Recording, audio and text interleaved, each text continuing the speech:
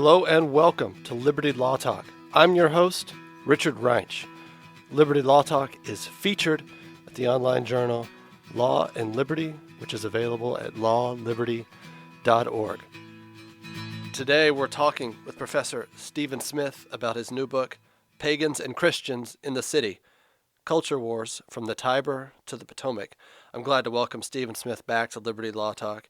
He's the Warren Distinguished Professor of Law at the University of San Diego, and he serves as co-director of the university's Institute for Law and Religion. Stephen, when last you were on the program, we talked about your book, The Rise and Decline of American Religious Freedom. There seems to be a lot of shades of that book in this current book in certain ways.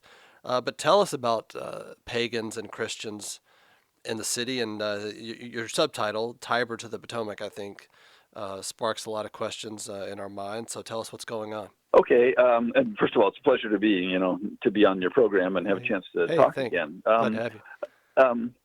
It might be useful just to mention how I kind of got onto this project, Sure. which some people have thought is kind of an eccentric project. It does sort of grow out of the work on religious freedom, and there's one chapter in this book that's primarily devoted to religious freedom, but this kind of spins off in a different direction by and large. What happened was that I was asked a few years ago to write a blog post about the Indiana religious freedom law that caused such a brouhaha back in, I think, 2015. And just sort of trying to think for some somewhat interesting angle to take, I had recently been reading some work by T.S. Eliot, including some lectures in which he had said that the future of the West would be determined by a contest between Christianity and modern paganism, basically, which is kind of an intriguing but counterintuitive thesis. But I worked some of that into the blog post, and I was told by somebody who was visiting, actually Stanley Fish was visiting at our school at that time, and I was just having lunch with Stanley, and he said, well, that T.S. Eliot reference made that kind of an interesting post. And I thought, yeah, it did kind of, but it is counterintuitive. And I just conceived the idea that maybe I should expand that. And I started reading a bunch of Roman history and Christian history and so forth at the period. And that sort of turned into this book. So I think of the book as kind of a book-long development of Eliot's basic idea there. Well, so that was Eliot's long essay published in book form, The Idea of a Christian Society. Right. Mm-hmm. It was so Eliot, when he's saying contest could be between modern pagans and a sort of a Christian understanding of society, what does he mean by modern paganism? Yeah, well, to be honest, I'm not quite sure what he meant by it or whether he was entirely clear about it. But that was the most obvious objection to the whole point of view, to the whole thesis. I think modern paganism that did and it does, I know, strike a lot of people as just kind of a he wrote that implausible. I've read that he wrote that in the late 30s.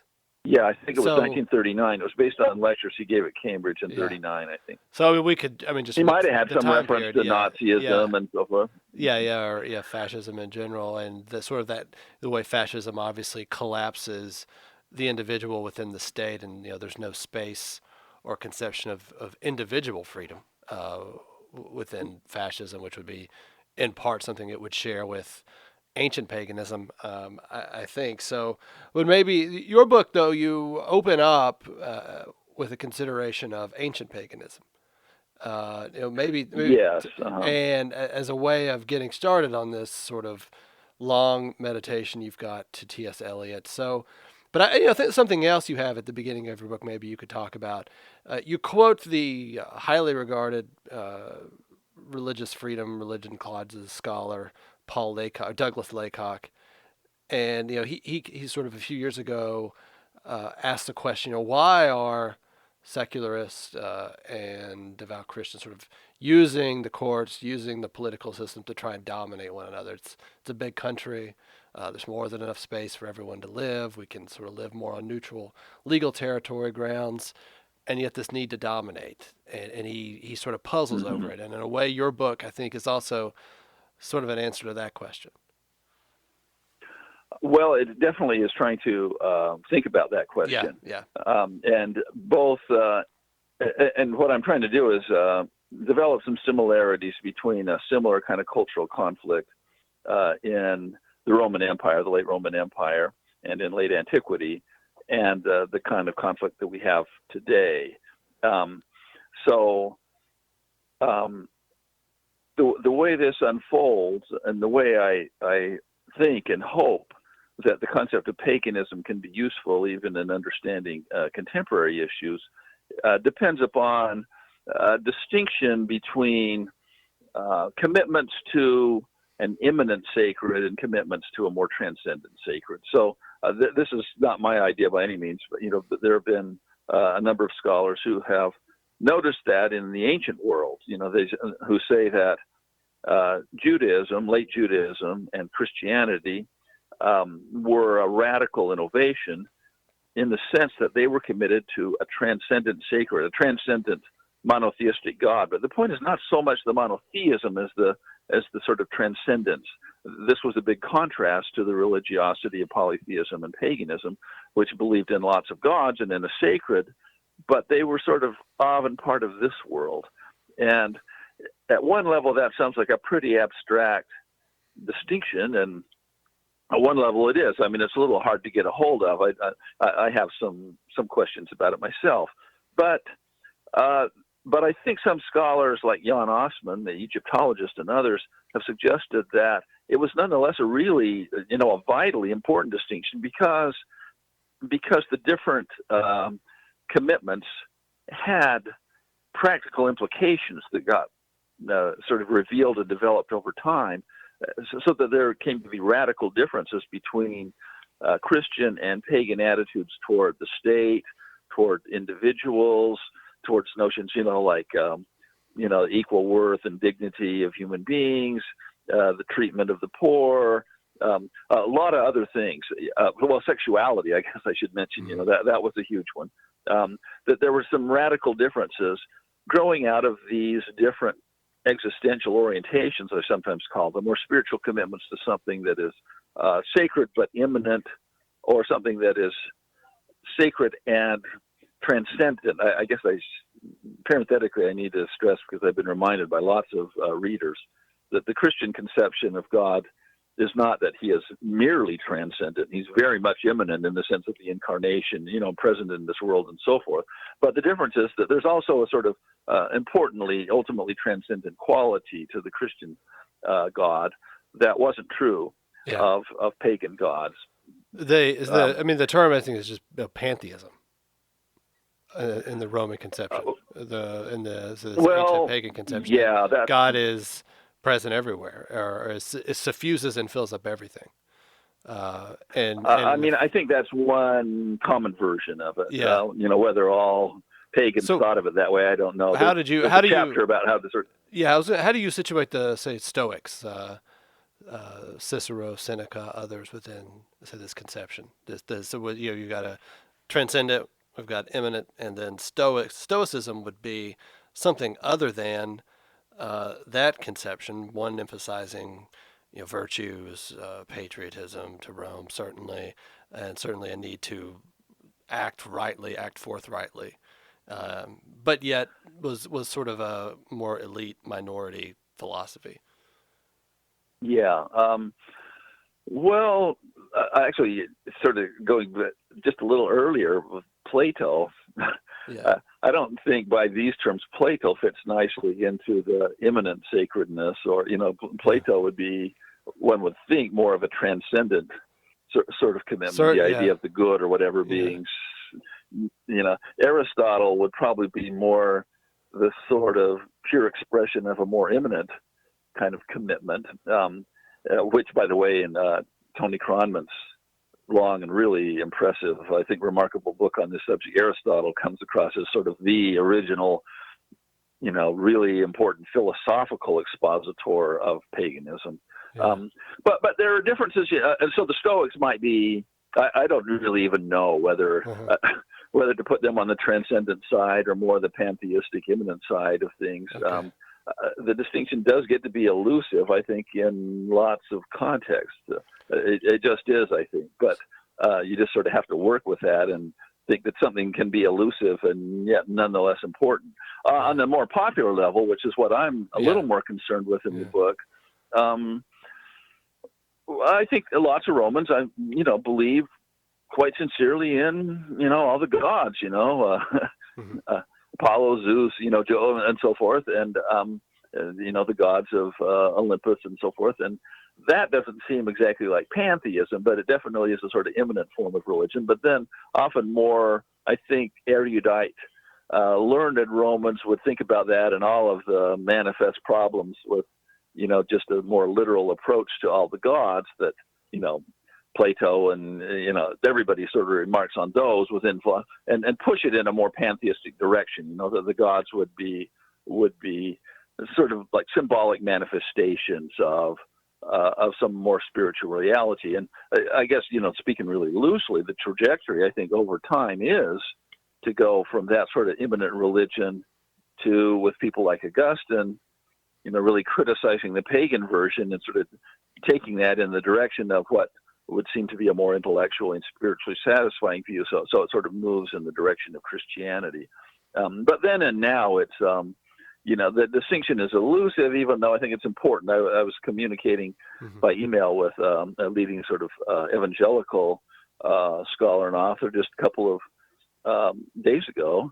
And he said, well, he kind of liked the idea, but he says, in my work, I use the terms vertical and horizontal instead of transcendent and immanent. He says, if I were to say transcendent and immanent to, people in a typical congregation, that wouldn't mean much to them, vertical. And I think that's right. That so the terms are useful, but you have to understand. So thinking they're elusive. What do you, and so your book kind of deals with the eruption of Christianity in the Roman Empire and sort of these conflicts that erupt between these two different conceptions of God or the gods, and how they shape politics, how they shape how one thinks about oneself, one's own dignity, and what you think you owe to others, and this is sort of two very contrasting approaches. Maybe kind of talk about that.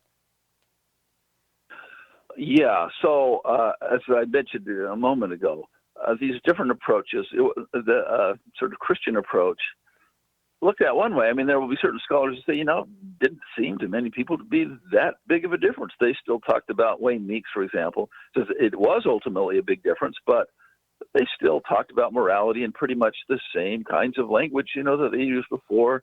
You'd sort of expect that, not their language and a lot of their particular opinions didn't, dramatically change overnight when they accepted the idea, that Jesus had risen from the dead and so forth. They still, went on talking the same language to a large degree.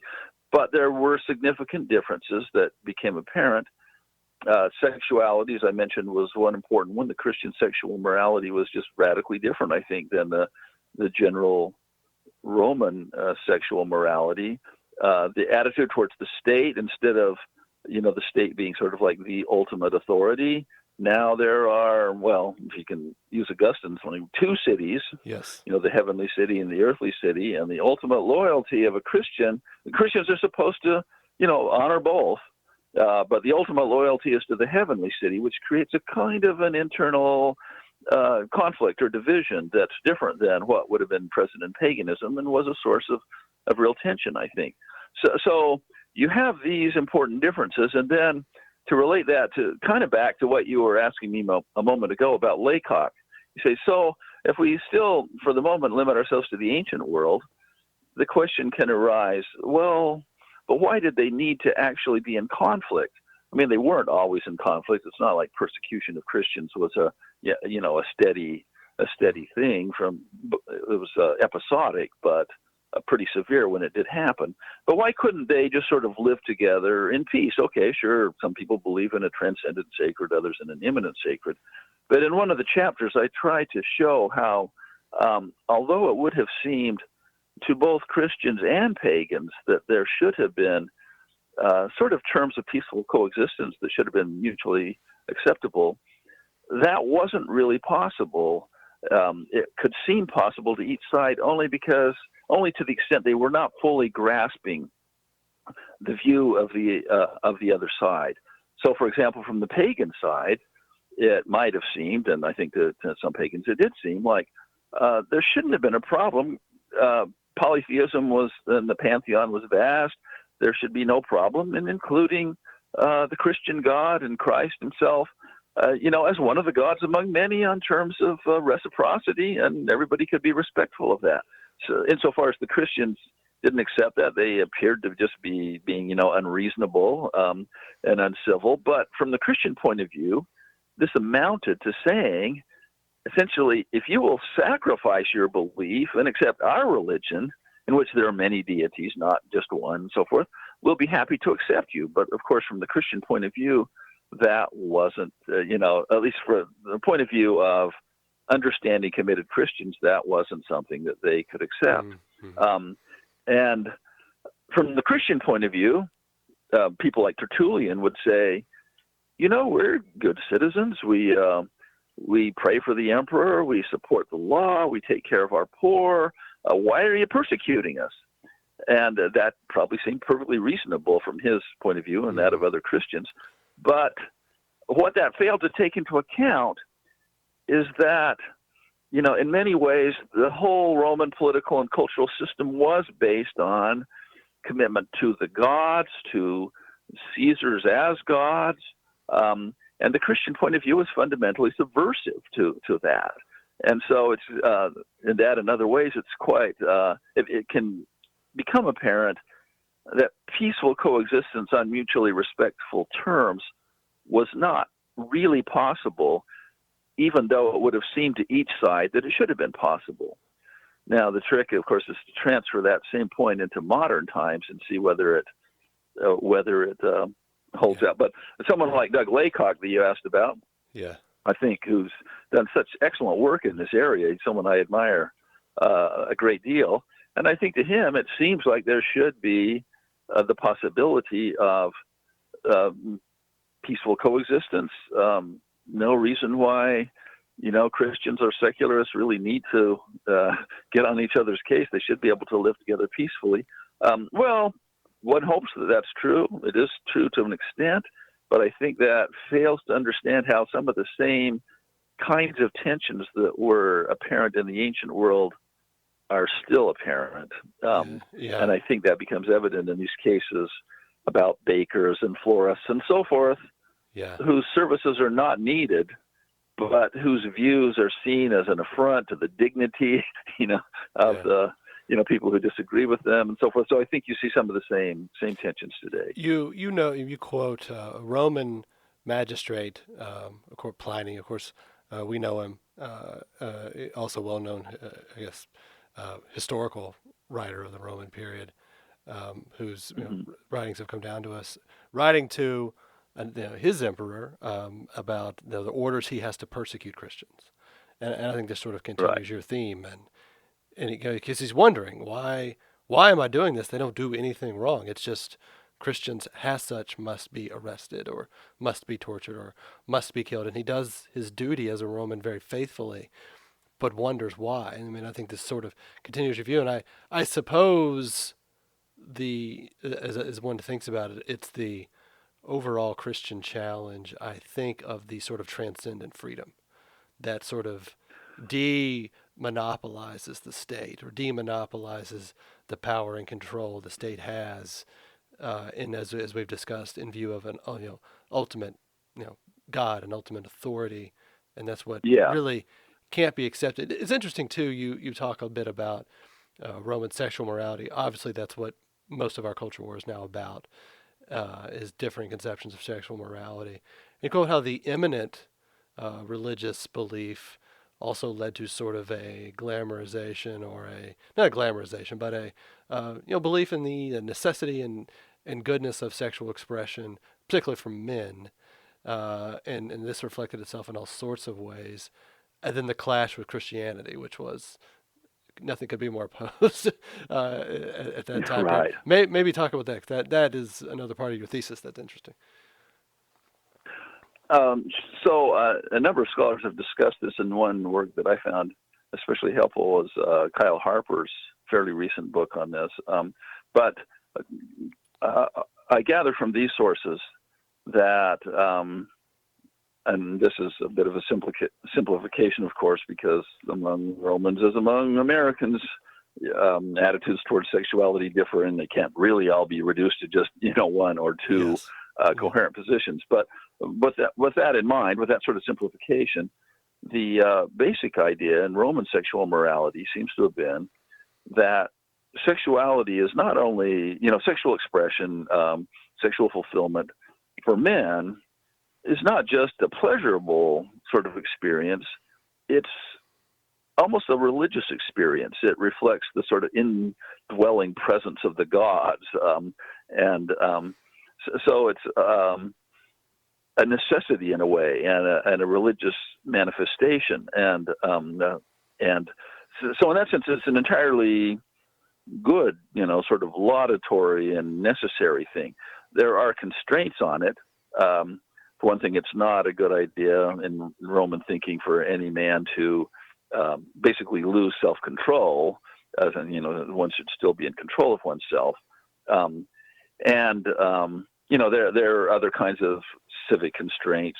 Having sex with another man's wife was certainly done, but also prohibited, and frowned upon. So there are certain constraints. But the basic idea is that sexual expression is, and I think Harper uses this phrase, something like a manifestation of the indwelling presence of the gods. Hmm. Now, for someone like Paul, The Apostle Paul. Yeah, the Apostle Okay. Paul. The human body's a temple, and if sexual expression outside of the illicit forms of it is engaged in, that would be not a manifestation of the indwelling presence of the gods, or if you put it that way, it would be of false gods or demons and so forth.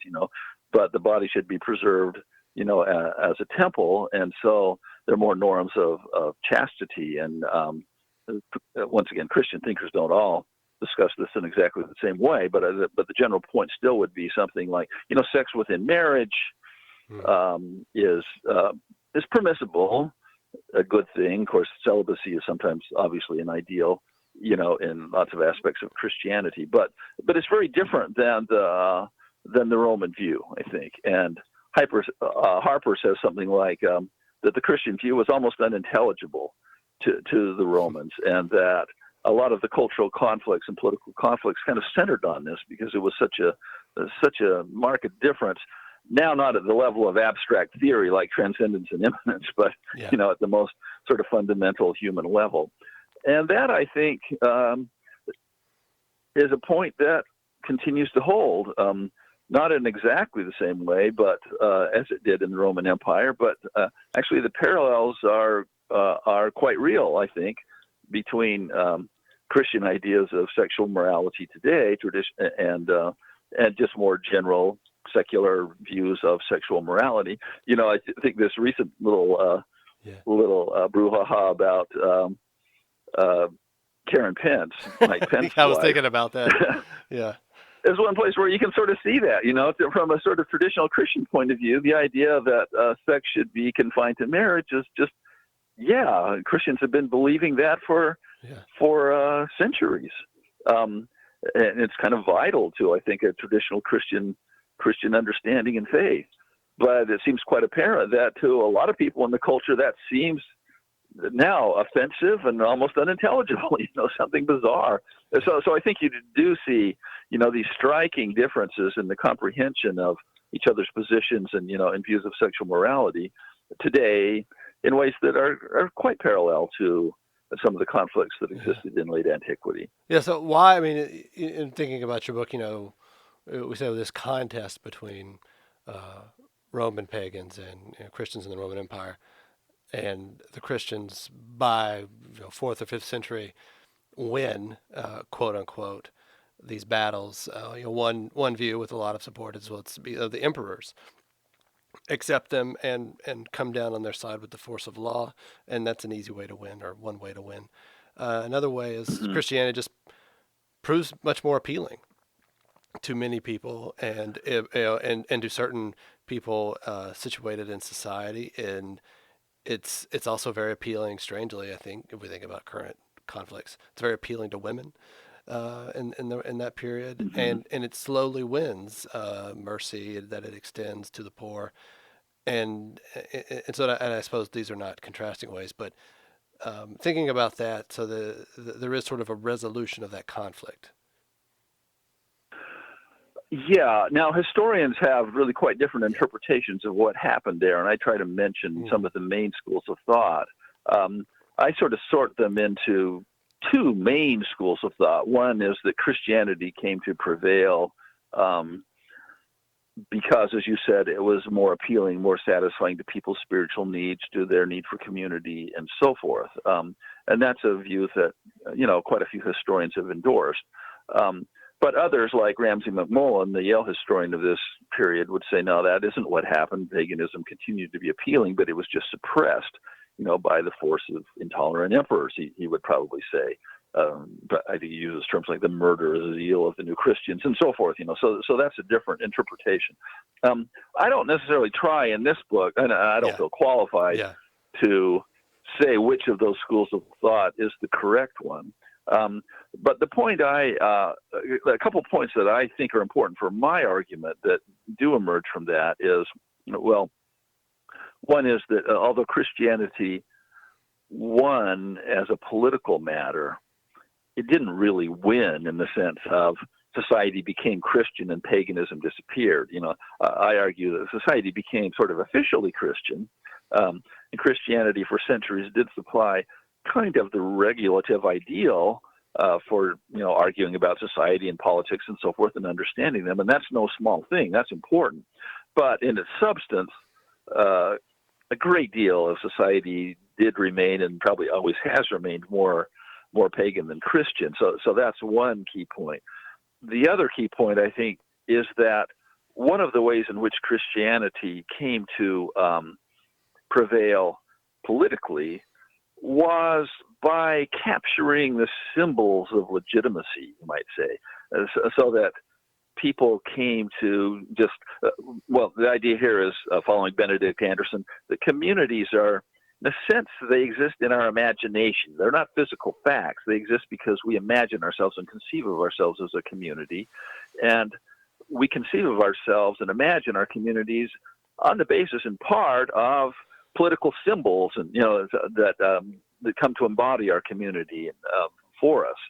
So in the ancient world, there was a real struggle over things like the altar of victory, a pagan symbol outside the Senate House in Rome. The pagans wanted to maintain it. Christians like Ambrose, the Bishop of Milan, were adamant in resisting it. So forth. In one way, one modern historian says, hard to understand why there was such a struggle over a piece of furniture. But the point was, it wasn't just a piece of furniture; it was a vital symbol that helped to constitute the empire as pagan or as Christian by having it removed and so forth. And I think that's a point that transfers very nicely, and I think in an illuminating way, to a lot of current controversies as well. So you have obviously lots of controversies we have for decades. We have another one before the Supreme Court this year about things like public crosses and so forth.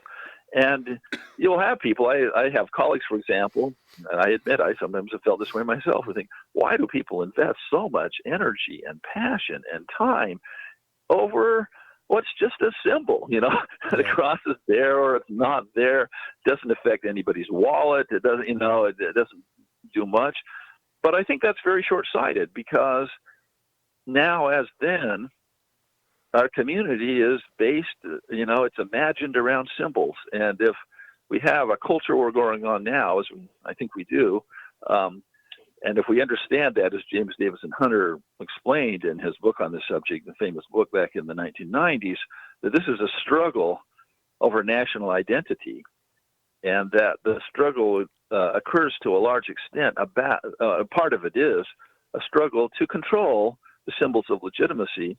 Then it becomes, I think, much more clear why these are important struggles. And I actually think a number of our contemporary controversies, though some of them have significant practical implications, nonetheless are more important. They're at least also important, and maybe sometimes more important, because of the symbolic quality of them.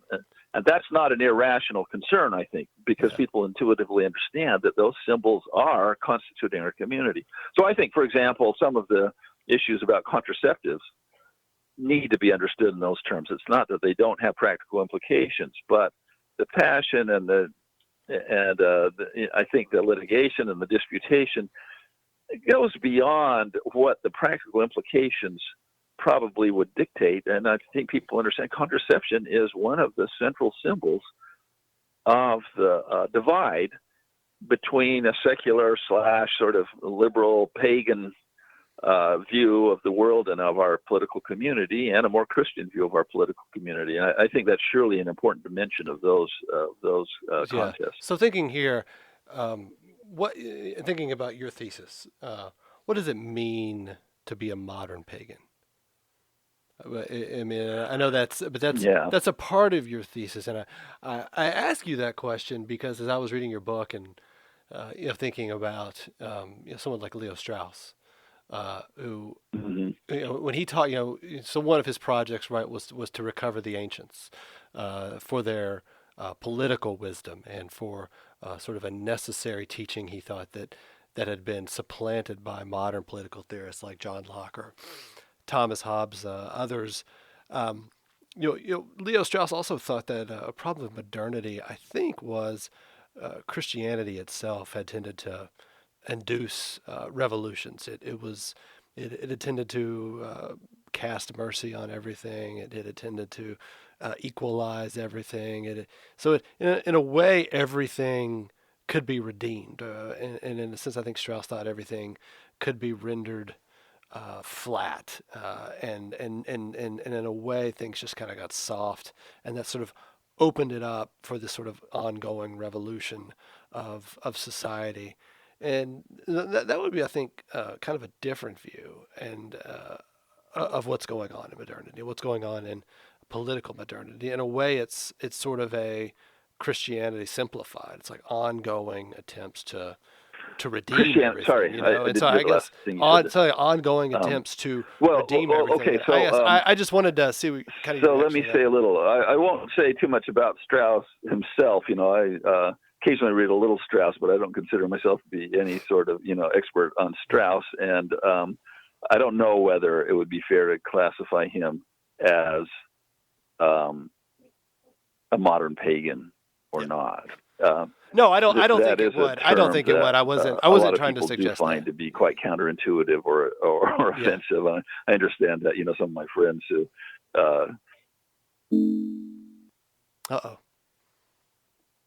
3, 2, 1.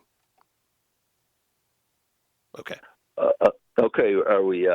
We're on communicating again. Yes. I think we got cut off briefly. Well, let me say a little about because your main question was, what does it mean to be a modern pagan, which is something that I think a lot of people do find to be, an especially irksome and counterintuitive of this argument. I argue in one of the chapters in the book that although Christianity came to prevail in a sort of political and official way towards the end of the 4th century and, in the ensuing centuries, that paganism in many ways remained a very much alive thing, both in some of the sort of like badges and incidents, you might say, to borrow a constitutional term, of ancient paganism, but also in the general orientation of celebrating this world and this life as containing the immanent sacred. And part of the consequence of that ongoing paganism was a deep resentment of Christianity and all of its ostensible effects and real effects in many cases, I would say, of disrupting that ancient world. To borrow the phrase from Heinrich Heine, for sort of shutting down the merry dance of paganism. A kind of world where people could be at home, where this world was sacred, where we weren't under the judgment of some transcendent standard, or a being who was, always in judgment, sitting in judgment on all of our acts. There's been a deep resentment, I think, throughout modern Western history of Christianity for shutting down that merry dance of paganism, and often a desire to return to it. Remember it fondly, as in the Renaissance, but also to return to it. So part of my argument is that some of the, you might say, progressive or secular aspects of the modern culture wars can be understood as an attempt to engage in a kind of counter-revolution. Now, there was the Christian Revolution of the 4th, 5th centuries, and that this is kind of a counter-revolution trying to rid ourselves of those lingering effects of that Christian Revolution. So a couple of things. I mean, how Strauss himself would fit into that diagnosis, I guess I'd be hesitant to say. Okay. Yeah. You know, the resentment of Christianity, something you see in lots of people, in Hume, many others. Strauss might be in that vein to that extent, but whether you'd call him a pagan or not, I'm not sure. The Enlightenment sometimes described as sort of a rise of modern paganism, as you know, in some history books and so forth. But whether that's an accurate characterization, in my terms, would depend in part on whether there is not just a resistance to Christianity, as with Hume and Voltaire and others, but whether there is a commitment to some sort of immanent sacred. Okay. And that's something that I think is more difficult to say. But I tried to argue in a later chapter that actually you can see that kind of commitment in a great deal of modern, supposedly secular thought. I mean, I say supposedly. You can call it secular thought, but it's not secular in the sense of just not religious, but secular thought that still contains a commitment to something that's sacred, supposedly sacred, but that's an immanent sacredness, not the transcendent sacredness of the Christian or Jewish transcendent God. Mm-hmm. And one thinker in whom I try to, show that this is present is Ronald Dworkin, but I think he's representative of just a little bit more of an articulate representative, probably, of a kind of thinking that's fairly common today. And so that's what I mean by modern paganism. It would still be distinguishable from a pure, I sometimes say, positivistic secularism that just denies that there is any kind of sacred. And given that that's been sort of the prevailing view that people think they adhere to or are supposed to adhere to, it sometimes is not so easy to tell whether somebody really believes that or whether they have some commitment to some sort of sacred. Dworkin's good because I think he's just really more explicit and clear in his last book about that. Your discussion of Dworkin, he wants a standard of rights. He's looking for a way to justify rights. How does one do that if you're purely secular, as he announced he was? And he's searching for a way to do that. And you notice he alights upon, nature is sacred. There are certain aspects of human experience that are sacred, and he gives these sort of seemingly arbitrary justifications for this, which don't really work. But he thinks, but he realizes he's got a problem. In a sense, which all those... And that's more his stage in his book, Life's Dominion. Yeah, I think that's where he is at that point. Mm-hmm. Yeah, so I think that's I mean, and you note the elusiveness of the term secular itself. But in his last book, Religion Without God, that he published, I think that was the last book that he published. Maybe it was posthumous. I don't recall exactly the timing, but there I think he's just really clear. He says he embraces a religion. It's not a theistic religion, but it's committed to the idea. I mean, it's committed to ideas like the objective meaning of life and the objective sort of sacredness or sublimity of life and of things in life, like, nature and the Grand Canyon he mentions and so forth. And he thinks that this is different than more purely, let's say, positivistic secularism of somebody like Richard Dawkins. I don't know whether he got Dawkins right or not, but Dworkin explicitly makes that contrast. He thinks that the sort of view he's arguing for is more in line with Spinoza and Einstein, and he says he invokes Paul Tillich as well, and that is one that really is committed to a kind of sacred value. And he goes on to argue also that there are millions of people who might not have been taught to articulate their views in those terms, but upon examination, that's the position that they hold. And I think he's quite persuasive on that point. And to me, that would fit nicely into Eliot's terminology, at least. That's not old-fashioned positivistic, pure naturalistic secularism. That's a kind of imminent commitment to a kind of imminent sanctity or sacredness that can plausibly be called modern paganism, and that isn't all that different than the paganism of the more educated classes of late antiquity, who also didn't really believe in, literally in Jove and Venus and Minerva and so forth, but who believed that there was a sacred quality to the universe. You call that pantheism, and that would be a possible term to use there. What do you think about? I mean, and you're on campus. What I hear this sort of in a way sort of dumbed down existentialism that I am the creator of values.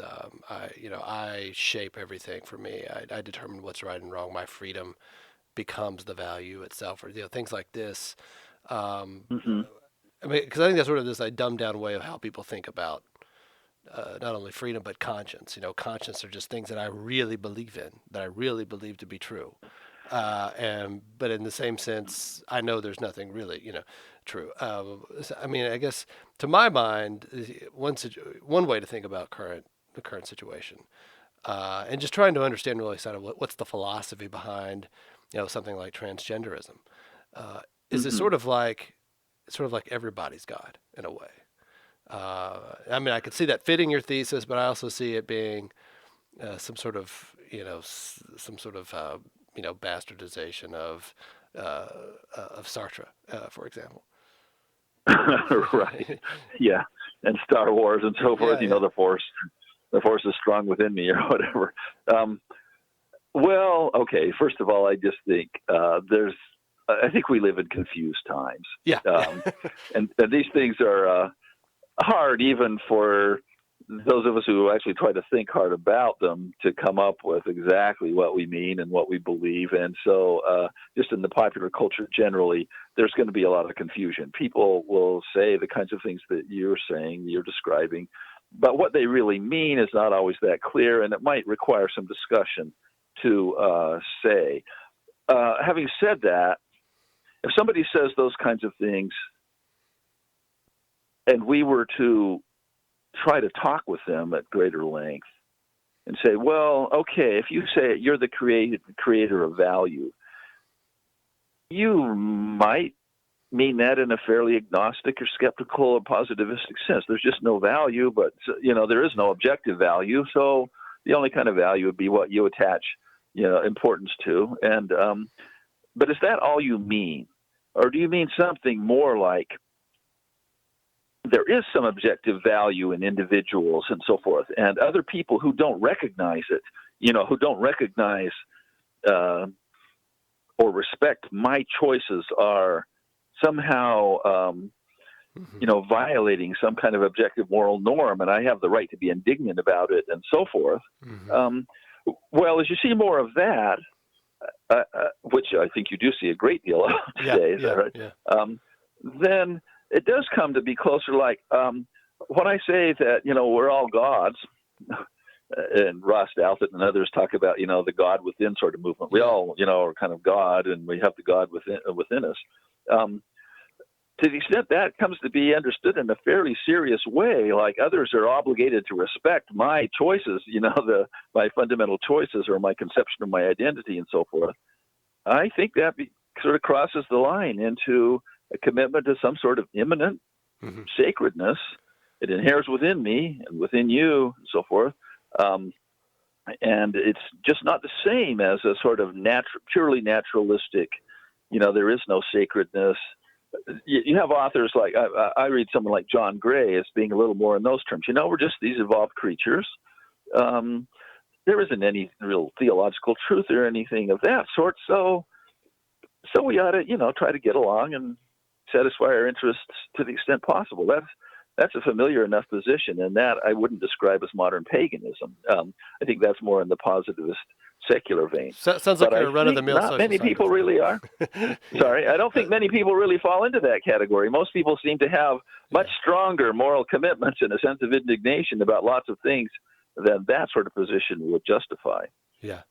Yeah, no, I think that's right. As you think about your argument here, um, so part of you think about your subtitle, from Tiber to the Potomac.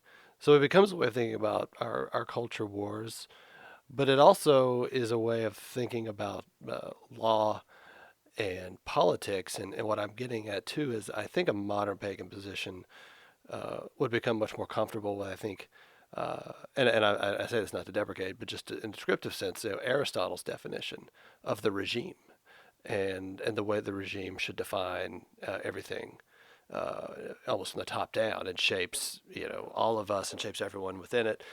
Versus, I think, say to the Christian challenge of that conception, where there's once the civil society emerge, individual freedom, subsidiarity, all those sorts of things that we Mm-hmm. think about, and so you could see that being a model for a modern pagan city of sorts. But if you, Yeah. yeah. So just I'm curious to hear what you would think on that.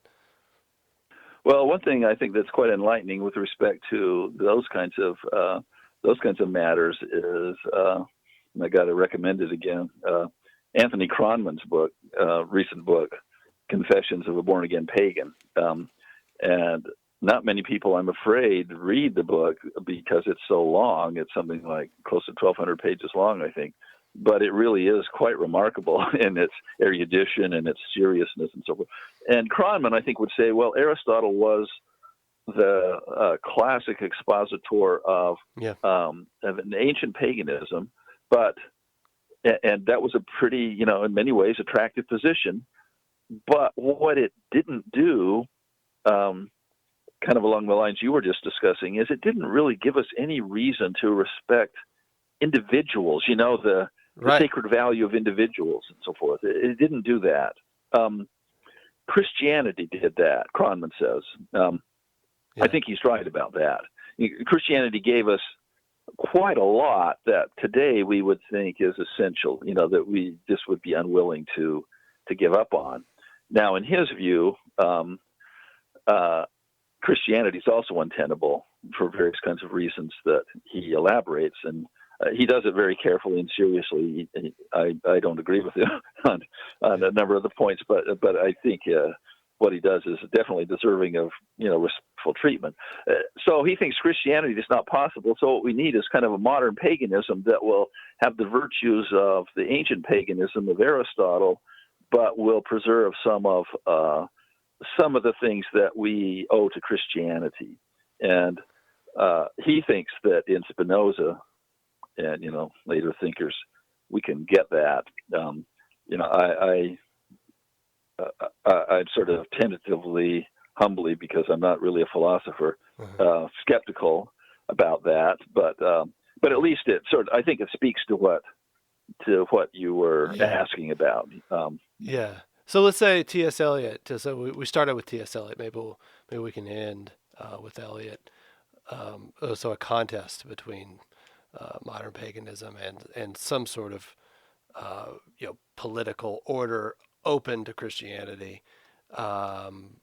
Many would say the United States of America is that order. A number of thinkers, people have argued, and you talk in the book about how that would be the case, maybe still is. Maybe reflect a bit on that. Yeah. Well, I have to admit to a considerable uncertainty about this. My view has tended to be that the United States of America, under our Constitution, has been an admirable order that is capable of allowing for that kind of an understanding of things while respecting religious freedom, the freedom of, a lot of people who don't adhere to Christian or Judeo-Christian views and so forth. I tentatively, I still think that, And I do think that one of the big concerns in the current culture wars is that whether or not this is the intention of the pagan/progressive side, that the possibility of that is undermined, I think, by some of the things that we have been, experiencing over the last few decades and so forth. There is a sort of a body of literature that you're probably familiar with, maybe more so than I am. It's kind of by Adrian Vermeule and Patrick Deneen and others, I think.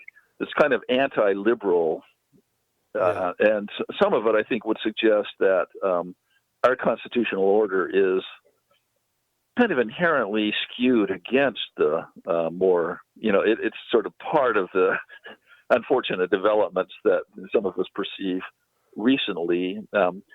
I don't read enough of that to be sure. I mean, I think people like Deneen are still quite committed to freedom of speech and freedom of religion and so forth, which are the parts of the American, I would have usually said liberal, democratic constitutional order that I've favored. But I do think sometimes that there's enough plausibility in some of what they say that it does give me some cause to reflect on this. And I have to admit, there are moments when I just somehow reflect on the enormity of something like the practice of abortion as it's happened, basically with our constitutional approval, at least of our official, constitutional doctrines and so forth, and wonder, what that means for all of this and what one's attitude ought to be, towards the constitutional order.